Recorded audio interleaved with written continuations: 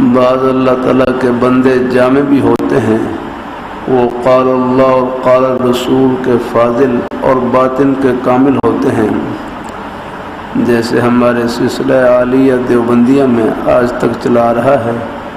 شیخ الحدیث حضرت مولانا حسین احمد صاحب مدنی مدظلہ العالی ظاہر کے فاضل اجل اور باطن کے کامل ہیں۔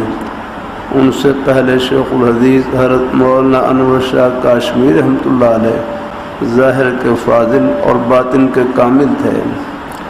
ان دونوں سے پہلے حضرت شیخ ہند مولانا محمود حسن صاحب رحمۃ اللہ علیہ، اور ان سے پہلے بانی دارالعلوم دیوبند حضرت مولانا محمد قاسم نانوتوی رحمۃ اللہ علیہ، حضرت مولانا رشید احمد صاحب گنگوئی رحمۃ اللہ علیہ جامع تھے۔ جس کے اندر کتاب و سنت کا رنگ چڑھا ہوا ہوگا وہی دوسروں پر ان کا رنگ چڑھا سکتا ہے، وہی دوسروں پر ان کا رنگ چڑھا سکتا ہے۔